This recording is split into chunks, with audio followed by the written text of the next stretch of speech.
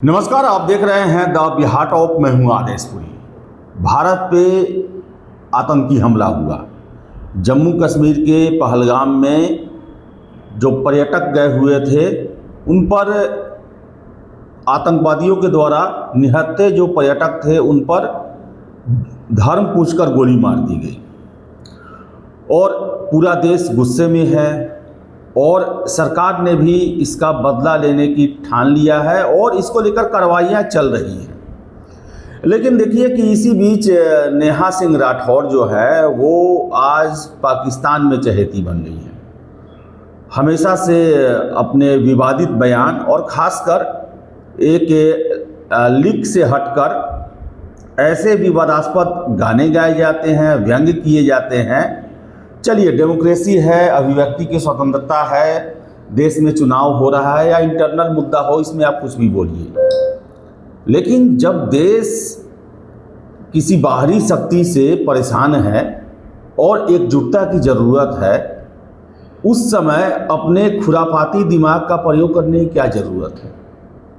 अब इस देखिए, बहुत सारे लोग, नेहा सिंह राठौर ही नहीं, बहुत सारे लोग ये कह रहे हैं कि चूंकि बिहार का इलेक्शन है और ऐसे में फ़ायदा उठाने के लिए, बिहार में सरकार बनाने के लिए जम्मू कश्मीर में जो घटना हुआ उसके बाद इसको इतना लंबा चौड़ा बनाकर प्रस्तुत किया जा रहा है।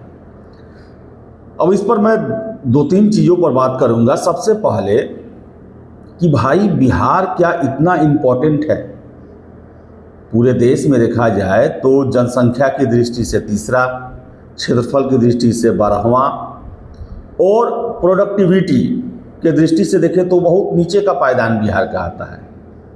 बिहार का दुर्भाग्य है कि बिहारी होना बिहार से बाहर एक गाली बन चुका है। देश के हर एक राज्य में, हर एक जिला में एक मिनी बिहार बना हुआ है। क्यों? क्योंकि यहाँ पर बेरोजगारी है, समस्या है, सभी तरह का प्रॉब्लम है। और सरकार जो है, मौजूदा सरकार, क्या बिहार चुनाव हारने से दिल्ली की गद्दी खतरे में आ जाएगी या राष्ट्रीय सुरक्षा पर कोई समस्या आ जाएगा? आखिर क्या समस्या है ऐसा कि बिहार जीतने के लिए इतना बड़ा जो है रिस्क उठाया जाएगा कि आतंकी हमला हुआ कश्मीर में और युद्ध जैसी स्थिति बन रही है पाकिस्तान के साथ? इससे बिहार को क्या होगा या फिर किसी को क्या मिलने वाला है? अगर हाँ मानते कि अगर बिहार का चुनाव हारने से दिल्ली का सरकार गिर जाता, दिल्ली को ऑलरेडी यहाँ से जितने एमपी चाहिए वो 2014 में मिला, 2019 में मिला, 2024 में मिला, जितना एमपी चाहिए वो तो मिल चुका है। ये विधानसभा का चुनाव है और इसमें भी क्या होगा? ऑलरेडी तो यहाँ एनडीए की सरकार है। जो सरकार दिल्ली में है वही सरकार बिहार में है। जो सर्वे हो रहे हैं उसमें भी ये कहीं से साबित नहीं हो रहा कि एनडीए की सरकार जो है एकदम से बदल ही जाएगी। ये भी साबित नहीं हो रहा। तो मुझे ये समझ में नहीं आ रहा है कि जो लोग भी ये बोल रहे हैं कि इतना बड़ा जानबूझकर हाय तौबा मचाया जा रहा है, और ये नेहा सिंह राठौर, इसको सोचना चाहिए कि देश पर आतंकी हमला हुआ है, 28 लोग मरे हैं। इसके घर का कोई मरा रहता तो क्या ये कहती कि नहीं, बदला नहीं लो, बिहार में चुनाव होने वाला है, विधानसभा का चुनाव होने वाला है? तो पागलों जैसी बातें। और बहुत सारे लोग ये बोल रहे हैं कि बिहार इलेक्शन के चलते क्या कश्मीर में ये पहली बार आतंकी हमला हुआ है? 2014 के बाद से भारत ने ये प्रण लिया कि जब भी अटैक होगा इसका हम मुंहतोड़ जवाब देंगे। और 2014 के चुनाव में आपको याद होगा एक मुद्दा यह भी था कि पाकिस्तान को हम जवाब दें। मुंबई अटैक हुआ 26/11, उससे पहले वहाँ के लोकल ट्रेन में ब्लास्ट हुआ, दिल्ली अटैक हुआ कितना बार। देश में हर एक साल किसी न किसी शहर में सीरियल ब्लास्ट होता था और उस समय जनता इसी बात से परेशान थी कि भारत एक डोजियर भेज देता है पाकिस्तान को और पाकिस्तान उसको फाड़ के कूड़े के डब्बे में फेंक देता है। हमारे सैनिकों के सर काट काट कर वो पाकिस्तान ले गए और बॉडी इधर फेंक दिए और इसी के लिए मोदी सरकार को स्थापित किया गया था। 2014 का आपको लोकसभा चुनाव नहीं पता है तो आप उस समय की वीडियो क्लिप देख सकते हैं। और क्यों न लड़ें हम, कोई भी आए हमारे देश में और ये आप सोचिए, ये लोग जो इसे दूसरे रंग में देना चाहते हैं, इंटेलिजेंस चूक बताना चाहते हैं। अगर आप बताइए कि आपके घर के आसपास में चोर रहते हैं तो आप चोर को भगाइएगा या फिर चोरी हो जाने पर ये दोष दीजिएगा कि आपने ताला क्यों नहीं लगाया? अरे भाई, आप चोरों को ही हटाइए, वहाँ से पकड़वाइए पुलिस से। लेकिन आप ये हाय तौबा मचाने के लिए तैयार हैं कि हमारा किल्ली जो है नहीं लगा और चोर घुस गया, और कोई प्रयास कर रहा है कि चोरों से ही मुक्त किया जाए। चलिए, इंटेलिजेंस फेलियर होता है, लेकिन कोई हिमाकत क्यों करे आखिर? क्यों? पहली बार ये हुआ है कश्मीर में। हर एक महीने तो हम लोगों ने देखा है कि वहाँ से डेड बॉडी हमारे जवानों की, ऑफिसरों की आती रही है।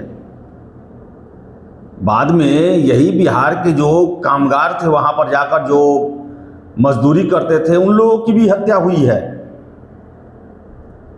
तो ये कोई पहली बार कश्मीर में नहीं हो रहा है, हमेशा होते आया है कश्मीर में। हमेशा हमने वहाँ से अपने जवानों की पार्थिव शरीर को रिसीव किया है हमने। बिहार का कोई ऐसा जिला नहीं होगा जहाँ का एक बेटा जो है, कम से कम एक बेटा कश्मीर में शहीद न हुआ हो। और इस पर लगाम लगाने की जब ज़रूरत है, उस समय चुनाव से जोड़ना और क्या क्या बात करना, ये वो षड्यंत्र रचना, ये केवल लाइमलाइट में रहने के लिए, केवल जो है अपना टीआरपी बनाए रखने के लिए। अभिव्यक्ति की आज़ादी का मतलब ये नहीं होता है कि अपने मन में कोई भी खुरापात चल रहा है उसको थोप दिए आप। कुछ बातें तर्क से की जाती हैं, सोच समझ के की जाती है। इस बयान का पाकिस्तान में पूरा प्रोपेगेंडा हो रहा है। इन सब लोगों के बयानों को पाकिस्तान उपयोग कर रहा है सभी जगह, इंटरनेशनल फोरम पे उपयोग कर रहा है कि भारत के इंटरनल प्रॉब्लम है और उसको झेलने के लिए, उससे बाहर निकलने के लिए भारत जो है वो पाकिस्तान पर प्रेशर बना रहा है। आपको पता है पाकिस्तान झूठ बोलने वाला देश है, लगातार झूठ बोलता है।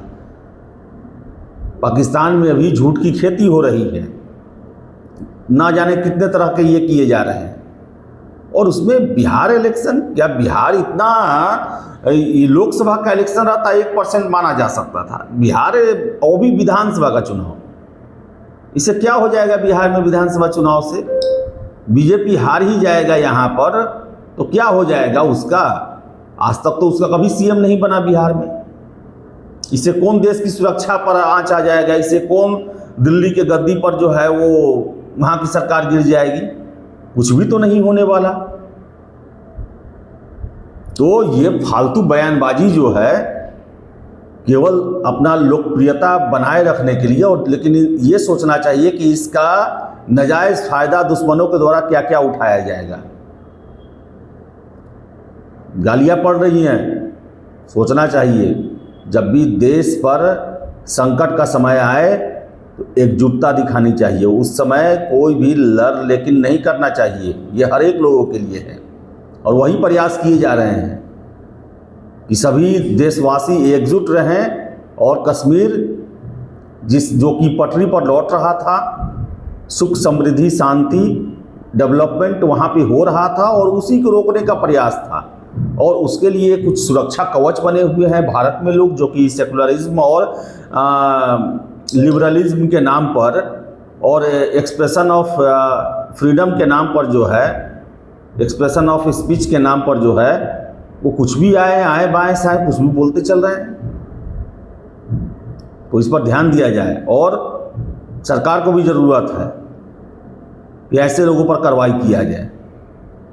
देश के सुरक्षा और संकट के समय में ऐसी कोई मजाक नहीं चलेगा। तो फिलहाल इस वीडियो में इतना ही। वीडियो पसंद आए लाइक शेयर करें, हमारे चैनल द बिहार टॉप को सब्सक्राइब जरूर कर लें। धन्यवाद।